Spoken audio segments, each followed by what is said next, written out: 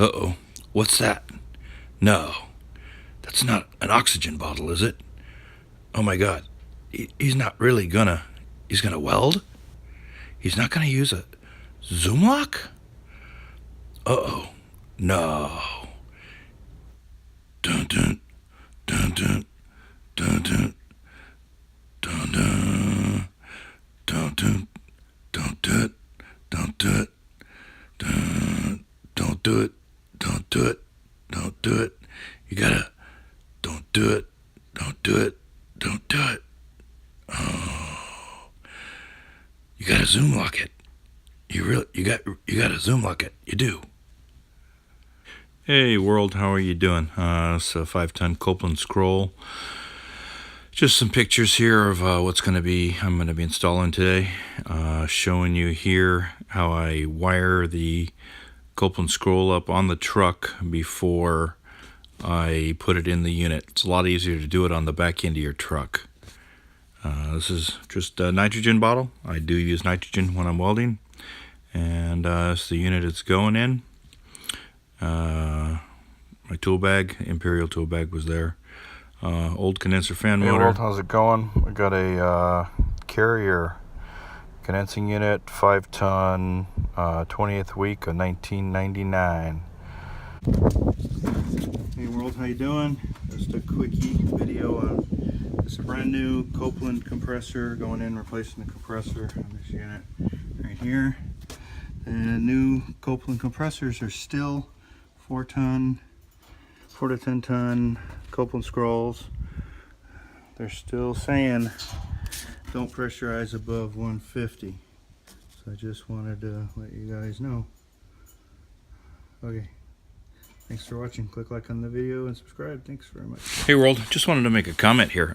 This is kind of ridiculous. It must be outdated because this 150 psi R22 at 100 degrees saturated outdoor temperature going to be 190 pounds pressure anyhow, you know, so this is ridiculous. So just thought I'd put my 2 cents in there and wondered why they put 150 psi on that when, like I said, R22 at 100 degrees is you're gonna have almost 200 pounds pressure in your compressor anyhow. Hello world, how you doing? Doing a compressor change out here.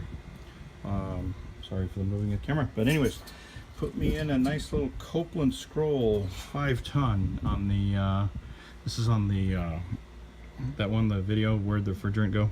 So anyways, I don't know where the panel is on this thing. Anyways, so this is how I do them.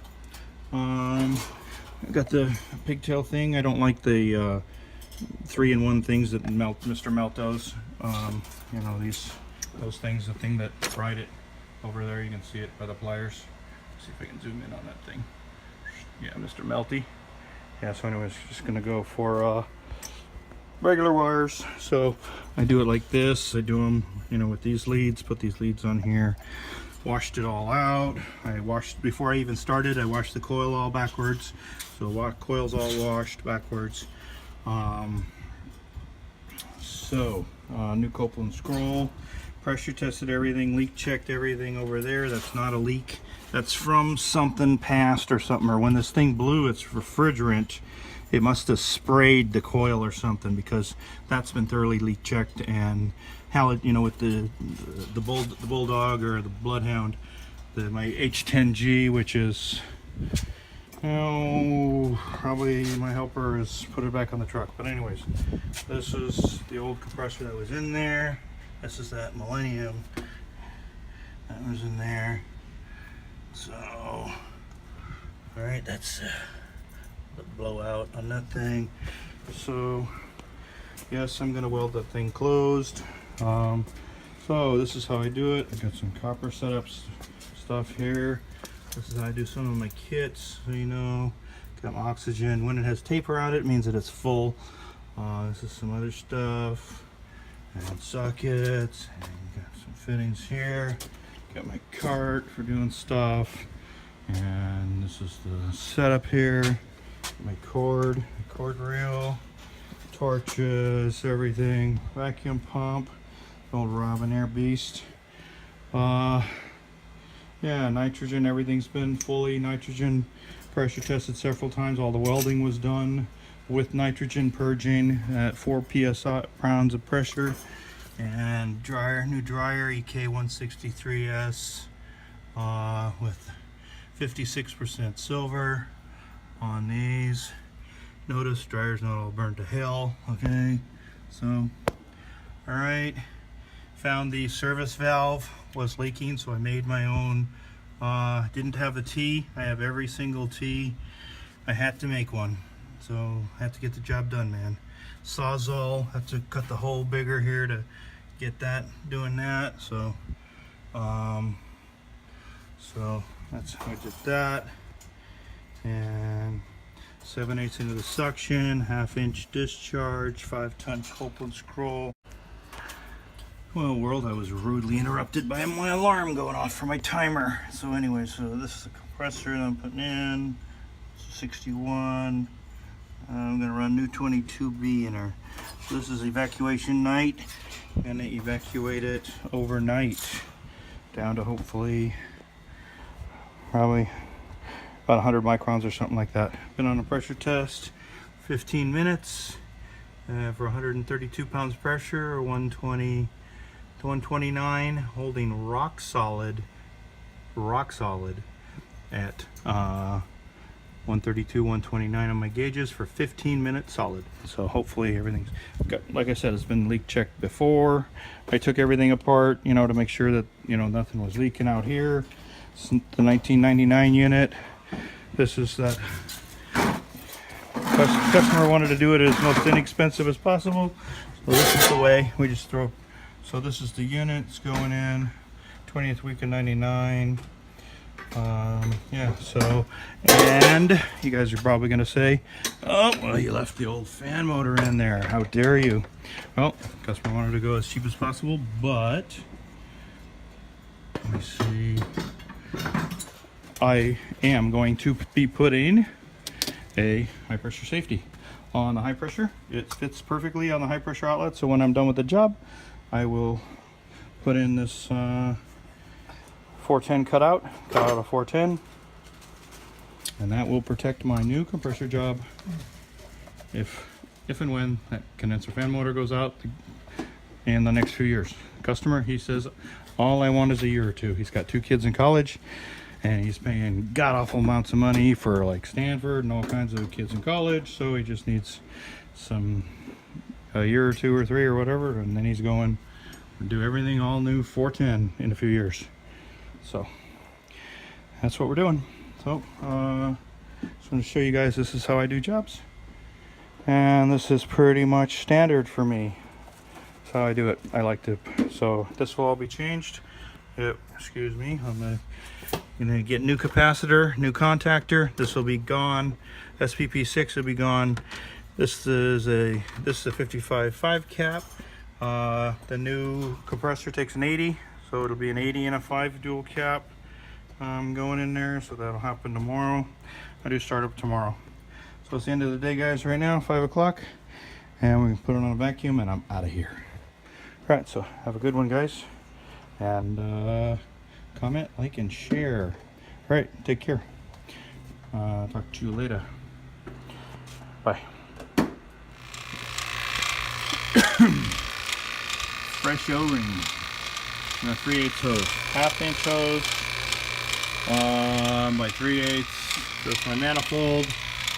Yes, I do pull through a manifold. I love it. Been doing it forever. So anyways, you can get that on with one hand. But anyways, then I put my micron gauge right here.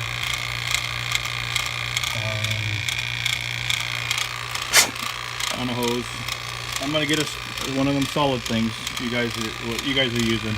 I know that's a cool setup, but we just haven't got one yet. But I'm using the hose thing, it works fine for right now. But hey, that's how I do it. All right, bonus footage. Okay, 2:30 p.m. New contactors in. I don't know if you can see. 40 amp 2-pole. Put my cool connectors on there. Hey world, how you doing? Hey, got a question for you. Putting in the 80 and 5 capacitor. I got this thing clamped down all the ways on the capacitor holder, and I'm just wondering what are you guys doing to make it tighter? My fix right now is going to be wrap it with duct tape. Let me know what you guys are doing. Appreciate it. Thanks. Click like on the video, subscribe. Thanks. Bye. Okay, I got you guys showing you how I do the wire connections down here. I use these things. These are heat shrinkable connectors, just so you know. I don't know if you know, but they turn out nice when you use a heat gun. So I'm going to show you how I do them. Turn out pretty awesome. Use this heat gun right here, Ungar 1095, 1000 watts. There's a model and whatever thingy. What's that? Okay. Smoking. Okay, thanks for watching. Hey world, how you doing? Just did this compressor job. So 1 foot away from the compressor right here. Copeland scroll. Pretty quiet. Definitely acceptable. 5 tons. So old dog. So just wanted to finishing pressures, everything. Got our 422B, and it's the final 80-degree day out here. So we got 19 degrees superheat, 19.1. I got a 58-degree supply. I can't show you. I'll put screenshots. I got 58, 78 going in, 58 coming out.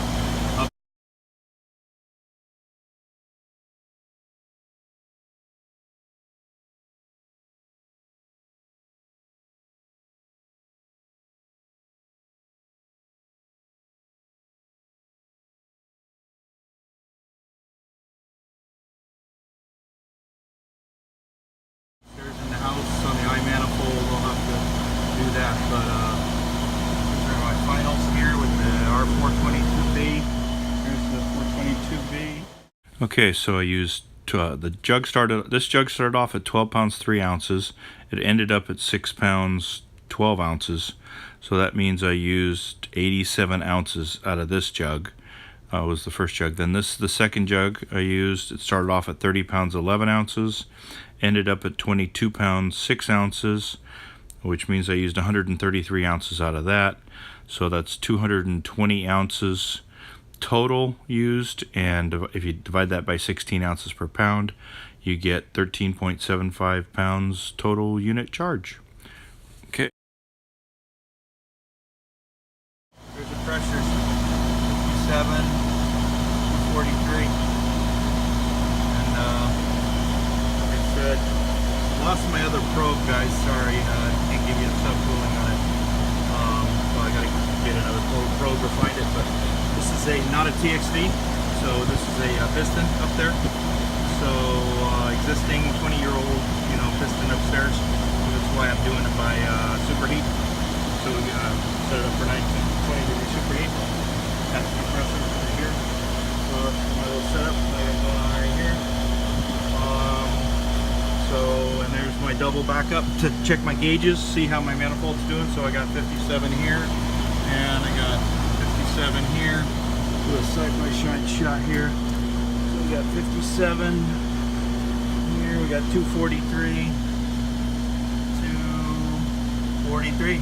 My gauges are right on the money. Right on the money. So that's it, man. Done. I'm out of here. Put new capacitor, new contactor in here. So all good to go. Rock and roll. Okay. Yep. She's labeled on the disconnect.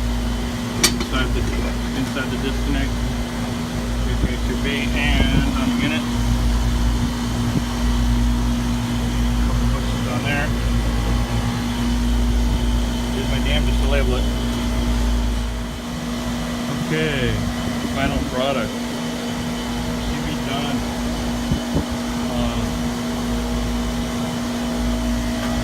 Safety hookup. Rock and roll. set up. Okay, we just got some bonus footage here of the new 2-pole 40 amp contactor I put in. Just showing how pretty she looks.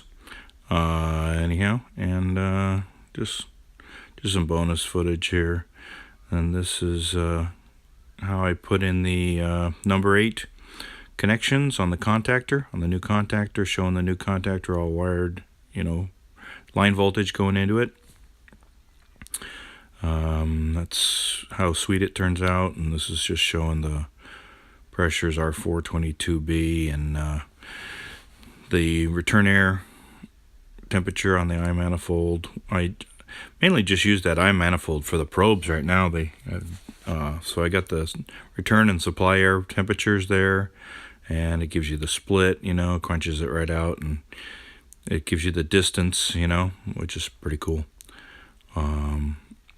And this is just end roll bonus footage from some of the pictures that I took during the job. And that's basically it. This is how I set up my hoses. This is how I confirm that my testos are reading correctly. You know, because it's wireless, so I have my standard gauges, you know, to it double checks both gauges to make sure that your standard gauges and your testos are both accurate. And if they're both reading the same, you can pretty much guarantee that they're both working good. All right, thanks for watching the video, guys. Hope you enjoyed it. And click like and subscribe and share and comment, and have a great weekend. All right, take care. Have a great one, guys. Bye.